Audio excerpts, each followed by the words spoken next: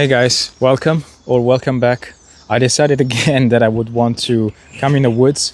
I wanted to out my feelings around working a 9 to 5 in corporate. Let's get into this. So during the last phase of my education in Italy and then in the UK during university, I was really focused on getting a job that would pay me and get me in a segment that I was interested in. And in my case, that was engineering and energy, renewables, that sort of field. At the time when I moved from Italy to the UK in 2017, that was my pure focus, just working, to the point that then I decided to move from London to a different city to pursue education and get my degree. So during my last few years of university, that's when I started understanding which type of names I wanted to be part of when talking about working for companies, and there would be like these big flashy names in the engineering industry. So I'm at a point now in my career where I got my very first corporate role in late 2024. I'm super satisfied with that because it allows me to work remotely and I'm fairly paid. And 2 years on, I guess I'm at a point where I feel like I have achieved what I wanted to achieve by the goals set 5 years ago, meaning work at one of the companies that I selected during my university time and being fairly paid and having the opportunity to work flexibly and especially remotely. At this point in time, that's where people start to really push the foot on the gas and try to progress as much as possible in their career. So normally people will try to go for mid-senior roles to then have the opportunity to go into director roles down the line. And I had this realization that that's not what I want anymore. It's just not what I imagined.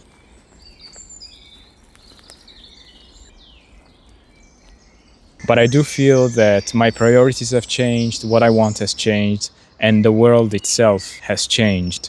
I guess my generation is seeing the true colors of what the job market really is, especially in an economic context like now, and how and what it means really to work for someone in a crazy society, in a crazy world. So what I meant specifically for me is that seeing into the future, I don't really want to be part of the job market. It's not one of my ambitions.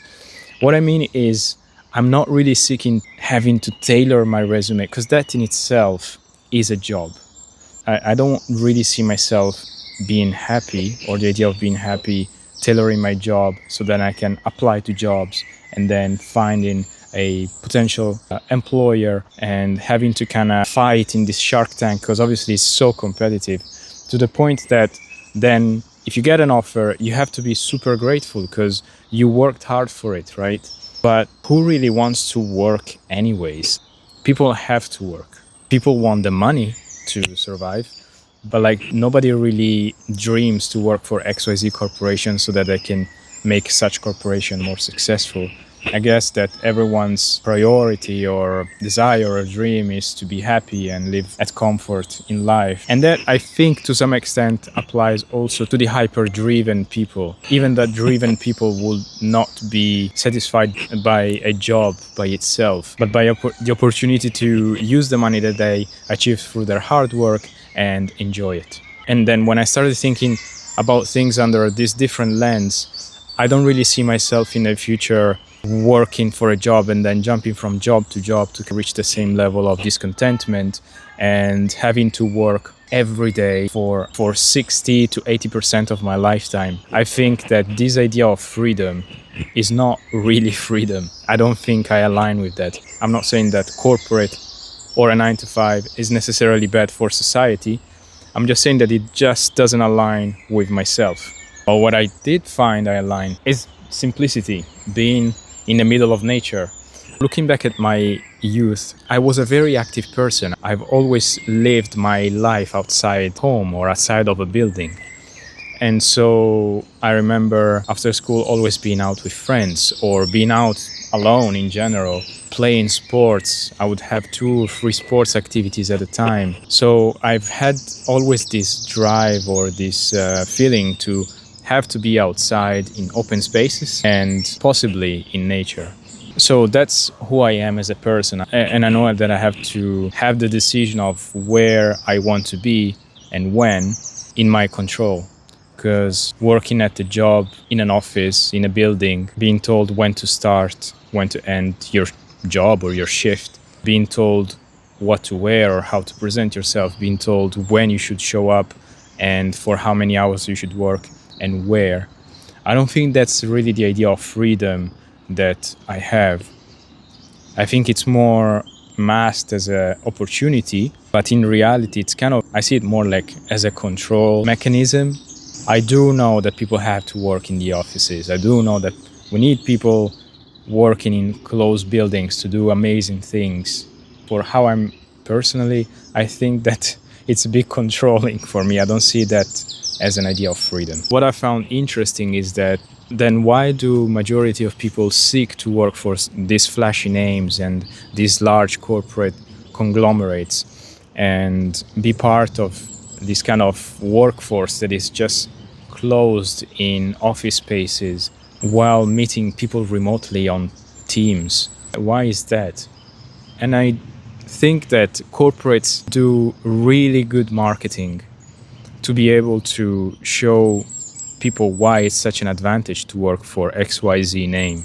For example, showing this reality of how people are super happy for working at their corporate and presenting these kind of golden handcuffs to people so that they have as many applications as possible to pick talent from. But I don't think that it's necessarily true. I don't know if corporate are a place to be, or any 9 to 5 is the place to be, at least for me. I guess because there is this sense of competition, sense of hype around certain big names or big corporations, then applicants in the job market kind of have to compete against each other. So one job might receive hundreds, if not thousands of applications. So as someone progresses in the interviews, they kind of feel accomplished and grateful that they have been selected. And if the offer comes, then they have to be extremely grateful that they have received such offer with such a high demand or such competition. But for me, I've realized that what I'm looking for is more intentional living,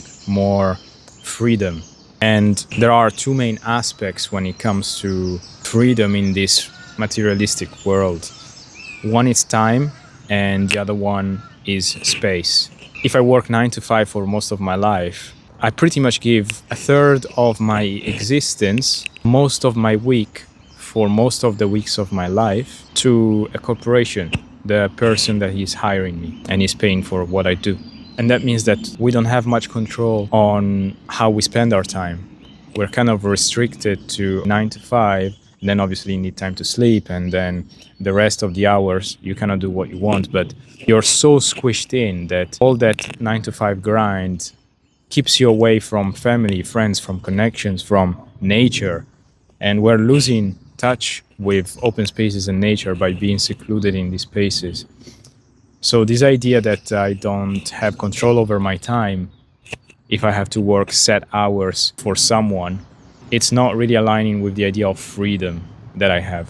On top of that, when you're part of these corporations, you kind of have to be a bit of an actor, I realized. People speak in ways that they wouldn't speak if they were outside with the average people. There is this vocabulary that you have to learn, in order to be deemed as presentable and professional.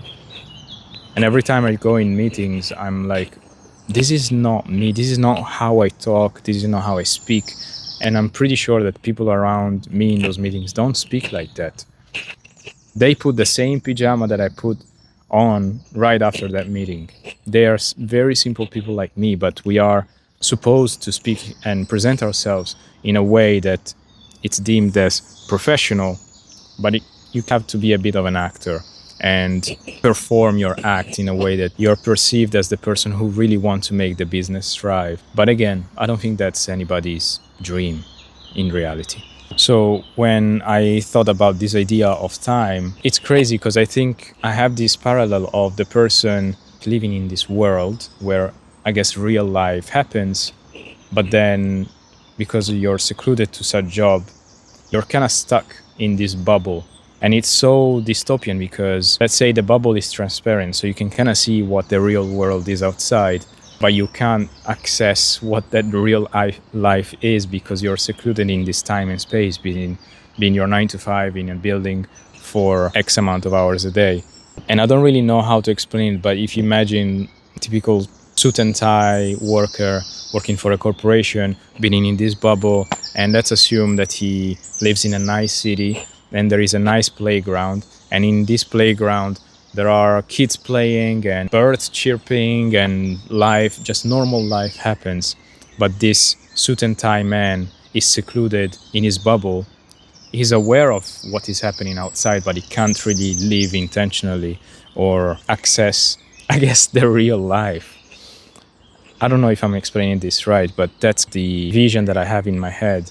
And it's so sad, in my opinion. And so when it comes to job market, once you start, then you're thrown into this structure that is pre-described for you. Obviously, you grow, you go into education, and you learn, and then you work and provide for your family and build a pension, etc., etc. But once you're in that mechanism, then it's like a hamster wheel.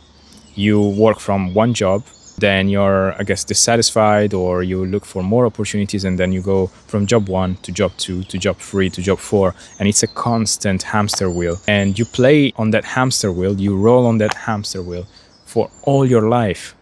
So to me, that's crazy that this mechanism has to be put in place for such a long time, and it takes over the intentional living that someone should have. We are at a point in time where there is discussion around work-life balance and how much people work nowadays. And I think that maybe there are people who really want to work hard, but in this moment in time, people are working hard towards what exactly? At least in the past, I think that people were able to afford some sort of peace, some sort of vision that could be a house or a specific like buying a house in a specific location or providing for your family without worry. And I'm talking about the average person here, obviously, because there are always cases, both in this time and in the past. But I think that in the past, on average, people were able to kind of live more at peace and generally had the perception of progressing towards something. So my argument is, while this generation is working so hard, what are we working towards? What are we getting in return? I think that people don't really enjoy what they have accrued from their normal jobs. I certainly don't. Yes, I do try to do as much as possible outside of my 9 to 5. I'm doing content creation, for example. I'm a new content creator and I express my feelings. I travel when I can, I seek new experiences, and obviously I'm a religious person, so that's the base for me.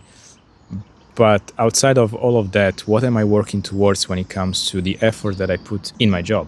So the question that I have is, does this constant work culture provide freedom or the idea of freedom? And maybe it does in certain situations, but I think that freedom is temporary.